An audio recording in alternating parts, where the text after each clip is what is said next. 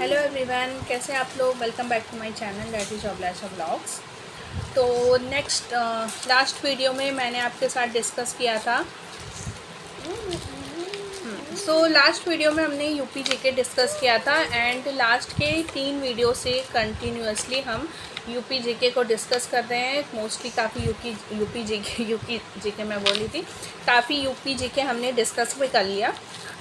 आज जैसा कि आप लोग की डिमांड थी कि मैं केमिस्ट्री लेके आई हूँ, मैंने सोचा थोड़ा सा साइंस को भी बीच में डालते रहते हैं, वरना फिर सारा जीएस का ही पोर्शन हो जाएगा।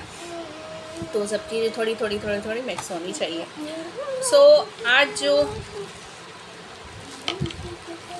आज जो मैं टॉपिक लेके आई हूँ वो क्लास 11th की केमिस्ट्री है। ठीक है, तो अभी तक हम 6, 7 डिस्कस कर रहे थे। आप देख सकते हैं ये है क्लास 11th। यहाँ पे आप देखिए XI बना है ना, क्लास 11th की वॉल्यूम 2 है। ठीक है, पार्ट 2, 2 पार्ट में है NCERT, ये वॉल्यूम 2 है। तो ये मैं आज आपके साथ डिस्कस करने जा रही हूँ। तो थोड़े इजी चैप्टर से स्टार्ट करते हैं जिससे थोड़ा सा बोरिंग ना लगे। तो एनवायरमेंटल केमिस्ट्री से मैं आज स्टार्ट कर रही हूँ। ठीक है,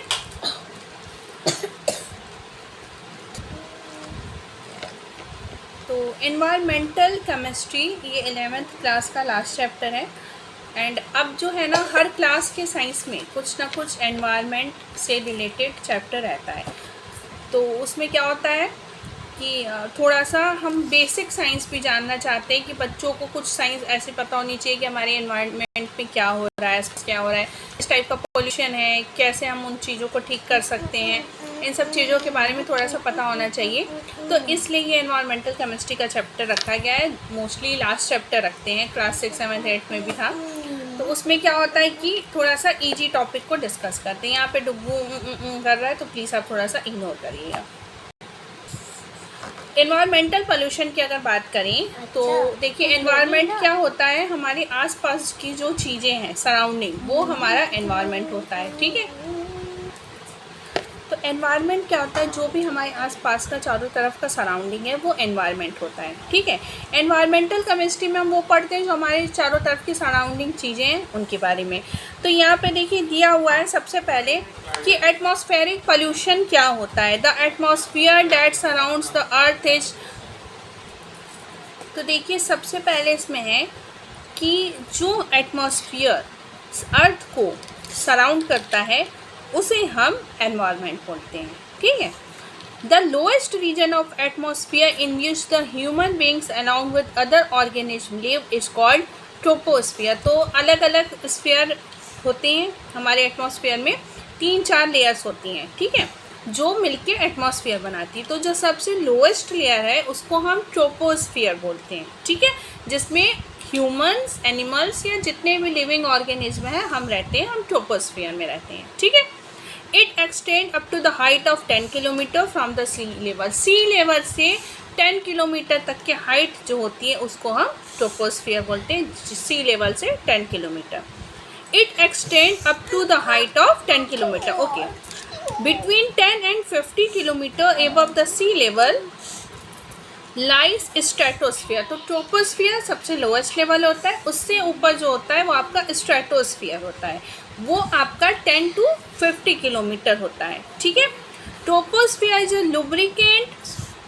turbulent dusty zone containing air, much water vapour and cloud. तो ट्रोपोस्फियर में आपका एयर होता है, ठीक है, वाटर वेपर्स होते हैं और क्लाउड्स होता है। This is the region of strong air movement and cloud formation. The stratosphere on the other hand contains di nitrogen, di oxygen, ozone and little water vapour. तो हमारा जो ट्रोपोस्फियर है इसमें एयर होता है, ठीक है, क्लाउड्स होते हैं, और ट्रोपोस्फियर से ऊपर जो स्ट्रेटोस्फियर है जो 10 to 50 किलोमीटर होता है, उसमें हमारा di oxygen, di nitrogen and ozone. तो ओजोन अगर पूछता है किस लेयर में होती है तो वो आपकी स्ट्रेटोस्फियर में होती है, 10 to 50 kilometre. Okay, atmospheric pollution is generally studied as tropospheric and stratospheric pollution. The presence of ozone in the stratosphere prevent about 99.5% of the sun harmful UV light from reaching the Earth's surface and thereby protecting humans and other animals from its effect. तो आपका जो stratosphere है, इसमें आपकी जो ozone layer होती है, ये जो सन से अल्ट्रावायलेट यूवी रेडिएशन आती है, हार्मफुल यूवी रेडिएशन, उसकी 99.5% यूवी रेडिएशन को ओजोन लेयर जो है वहीं पे स्टॉप कर देती। इसलिए अगर ओजोन लेयर का डिप्लीशन हो रहा है, ओजोन लेयर ख़त्म हो रही है धीमे धीमे, तो हमारे लिए हार्मफुल है, क्योंकि ओजोन लेयर जो है वो सन की हार्मफुल अल्ट्रावायलेट लाइट्स को 99.5% तक वहाँ पे ही रोक देती है। नेक्स्ट है आपका ट्रोपोस्फेरिक पोल्यूशन। ठीक है, तो आपका ट्रोपोस्फियर है, फिर स्ट्रेटोस्फियर है। ट्रोपोस्फियर में कौन कौन सा पोल्यूशन होता है? एक तो आपका गैसियस एयर पोल्यूटेंट है, सेकंड है पर्टिकुलेट पोल्यूटेंट यानी सॉलिड पोल्यूटेंट। तो गैसियस एयर पोल्यूटेंट में क्या होता है? Oxides of sulphur, nitrogen and carbon, hydrogen sulphide, hydrocarbon, ozone and other oxidant. Next है पर्टिकुलेट पोल्यूटेंट में these are dust, mist, fumes, smoke and smog.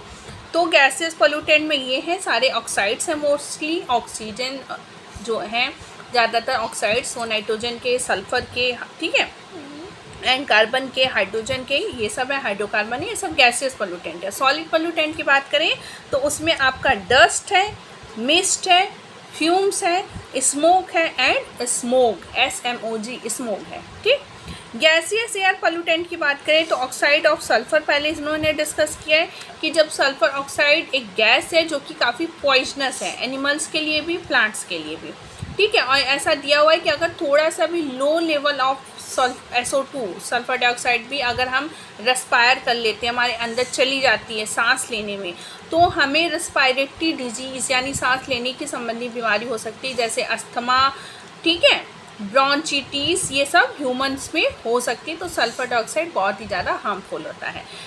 Sulphur dioxide जो होता है वो आइस में इरिटेशन भी करता है, जिसकी वजह से आइस से हमारी आंखों से आंसू निकलते हैं और रेडनेस आ जाती है उसमें, तो आइस के लिए भी हार्मफुल है।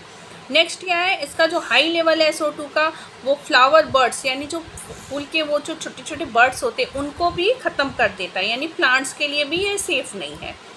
एक हमारी रिएक्शन दिया है कि 2SO2 + O2 will form 2SO3। तो इसके में ये बताता है कि अगर सल्फर डाइऑक्साइड है और थोड़ा बहुत कहीं से इसे एयर मिल गया तो ये सल्फर डाइऑक्साइड में कन्वर्ट हो जाती है and it is more harmful. ठीक है, यहाँ पे था ऑक्साइड ऑफ सल्फर। नेक्स्ट अगर हम ऑक्साइड ऑफ नाइट्रोजन की बात करें तो इसमें भी यही दिया हुआ कि डाई नाइट्रोजन और डाई ऑक्सीजन जो है वो एक मेन कंस्टिट्यूएंट है एयर के। ये गैसेस आपस में रिएक्ट नहीं करती हैं नॉर्मल टेम्परेचर पे। हाई एल्टीट्यूड यानी जो अधिक ऊंचाई वाली जगह होती है वहाँ पे जब लाइटनिंग स्ट्राइक यानी जब बिजली गिरती है तो ये कंबाइन हो जाती हैं, ठीक है, और O2 और NO2 मिलके क्या बनाती है, NO2 बना लेते हैं, नाइट्रोजन डाइऑक्साइड। NO2 को हम जब नाइट्रेट आयन NO3 - में ऑक्सीडाइज करते हैं, ठीक है, जो कि सॉइल को क्या करता है, वॉश कर देता है। मिट्टी का होता है ना, मिट्टी का अपरदन एक टर्म होता है, सॉइल जो होती है मिट्टी की ऊपरी लेयर्स को ये हटा देता है। ठीक है, अगर NO2 कहीं भी सॉइल में चला गया तो उसकी ऊपरी लेयर्स को ये हटा देता है, तो ये बहुत ही ज़्यादा हार्मफुल होता है। ठीक है, उसके बाद NO react instantly with nitrogen to give NO2। Rate of production of NO2 is faster than nitric oxide and it reacts with ozone in the stratosphere। तो नाइट्रोजन ऑक्साइड जो है वो हमारा नाइट्रिक ऑक्साइड ओजोन से react करता है, NO2 form करता है एंड ऑक्सीजन फॉर्म करता है, मतलब NO NO2 दोनों हमारे लिए हार्मफुल है। ठीक है, इसमें मैं आपके साथ ना एक दो वीडियो के बाद थोड़ा सा मैं ट्राई करूँगी कि या तो मैं इसे पेपर में लिख के आपको समझाऊँ या फिर बोर्ड पे, जिससे थोड़ा सा आपको और इजीली समझ में आए, क्योंकि ऑर्गेनिक अगर हम पढ़ने लगेंगे तो वो बिना लिखे तो समझ में आनी नहीं है। तो आज मैं थोड़ा थ्योरी कवर कर रही हूँ। नेक्स्ट है आपका ऑक्साइड ऑफ कार्बन। तो देखिए इसमें कार्बन मोनोऑक्साइड जो है ये काफ़ी ज़्यादा हार्मफुल होता है। ठीक है, इसमें दिया है कि इनकम्प्लीट जो कंबशन होता है किसी भी गैसेस का या किसी भी फ्यूल का, तो उससे कार्बन प्रोड्यूस होता है और ये ऑक्सीजन से रिएक्ट करके कार्बन डाइऑक्साइड प्रोड्यूस करता है और कार्बन मोनोऑक्साइड भी प्रोड्यूस करता है। उसके बाद देखिए क्या दिया है कि the greater release of greater amount of carbon monoxide and other polluting gases. Do you know why carbon monoxide is poisonous? Because it binds to haemoglobin to form carboxy haemoglobin which is about 300 times more stable than the oxygen hemoglobin complex. In blood, when the concentration of carboxy hemoglobin reaches about 3 to 4%, the oxygen carrying capacity of blood is greatly reduced. ठीक है, अभी मैं इसे समझाती हूँ। This oxygen deficiency results into headache, weak eye sight, nervousness and cardiovascular disorder. ठीक है, तो इसमें देखिए क्या होता है कि कार्बन मोनोऑक्साइड क्यों हार्मफुल है, क्योंकि जब ये हमारी बॉडी के अंदर जाता है तो जनरली ऑक्सीजन हीमोग्लोबिन जो कॉम्प्लेक्स बनता है, ऑक्सीजन हीमोग्लोबिन यानी ऑक्सीजन हीमोग्लोबिन से रिएक्ट करके जो कॉम्प्लेक्स बनाता है मोस्टली, उसमें ये ऑक्सीजन को रिप्लेस करके खुद ये हीमोग्लोबिन से कॉम्प्लेक्स बना लेता है। तो अब आप सोचिए, पता है ये जो कार्बन मोनोऑक्साइड और हीमोग्लोबिन का कॉम्प्लेक्स होता है, CO हीमोग्लोबिन, ये आपके ऑक्सीजन हीमोग्लोबिन से 300 टाइम्स ज़्यादा स्टेबल होता है। तो ये टूटता ही नहीं है हमारे बॉडी के अंदर, और इसकी वजह से क्या होता है कि ऑक्सीजन हमारे बॉडी में जगह जगह नहीं पहुंच पाती, CO पहुंच जाती है।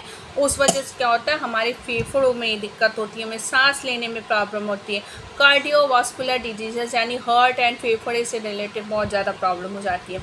इसीलिए प्रेग्नेंट वुमेन को कहा जाता है कि आप स्मोकिंग नहीं करिए, कोई स्मोक कर रहा है उससे भी दूर रहिए, और ख़ुद को भी कहा जाता है कि भाई स्मोक वगैरह, ये स्मोकिंग की जो आपकी लोगों की आदत होती है वो सिगरेट वगैरह, उसको नहीं रखिए, क्योंकि वो सबसे मेन सोर्स होता है कार्बन मोनोऑक्साइड का, और वो हीमोग्लोबिन से जाके हमारे बॉन्ड फॉर्मेशन करके एक अच्छे खासे ह्यूमन बॉडी को भी एक मतलब बीमार इंसान में बदल देता है। ठीक है, तो यहाँ पे मैं इस चैप्टर को फिनिश नहीं कर रही हूँ, क्योंकि अभी काफ़ी चीज़ें इसमें बची हैं। इसमें आपका स्मोक बचा है, पर्टिकुलर पोल्यूटेंट बचा है, आपका एसिड रेन है, आपका ग्लोबल वार्मिंग इफेक्ट बचा हुआ है। ठीक है, उसके बाद आपका दिया हुआ है aspect of photochemical smoke, stratospheric pollution है, उसके बाद कॉजेस ऑफ वाटर पोल्यूशन, इतनी बहुत सारा सॉइल पोल्यूशन, पेस्टिसाइड, सब कुछ दिया हुआ है। तो अभी चैप्टर का सिर्फ हमने आज 25% कंप्लीट किया। वीडियो को इसलिए यहाँ ख़त्म करें, वरना वीडियो बहुत ज़्यादा लंबा हो जाएगा।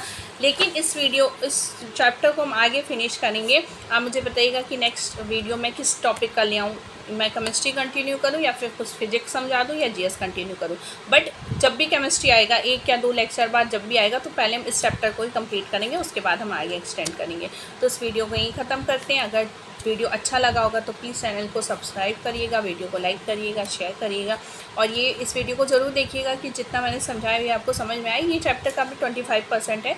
नेक्स्ट 1-2 वीडियो में मैं इसे पूरा कंप्लीट कर दूँगी, जिससे वीडियो आपको ज़्यादा बोरिंग ना लगे। तो बस वीडियो को यहीं ख़त्म करते हैं। और यहाँ पर देखिए डुप्पू ने अपनी कार वगैरह सजा दी है। ओके, तो अब बस नेक्स्ट वीडियो में मिलेंगे आपके साथ। Bye bye.